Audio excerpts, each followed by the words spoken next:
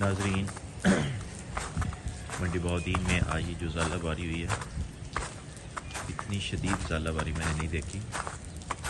ज़ालाबारी ख़त्म होने के तकरीबन आधे पौने घंटे बाद भी अभी ये सिचुएशन है।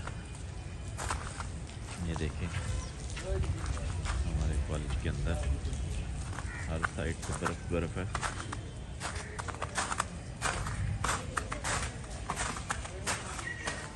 और ऐसे लग रहा है जिस तरह हर साइड पे ज़ालाबारी नहीं बर्फ़ पड़ी हुई है। ये देखें, ये तकरीबन 1 घंटा बाद का मैं आपको सिचुएशन दिखा रहा हूँ।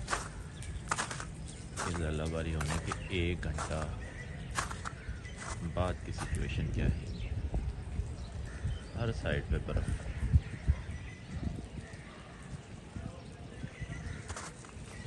ये सिचुएशन मैंने अपनी ज़िंदगी में कभी भी नहीं देखी। ज़िला मंडी बहाउद्दीन की हिस्ट्री की ये सबसे बड़ी ज़ालाबारी है।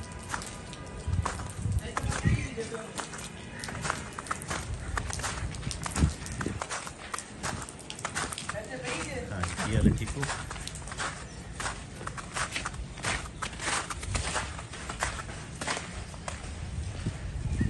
इधर देखें, बर्फ़ है।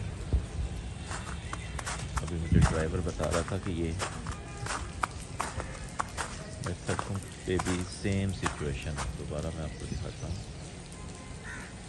ये देखें।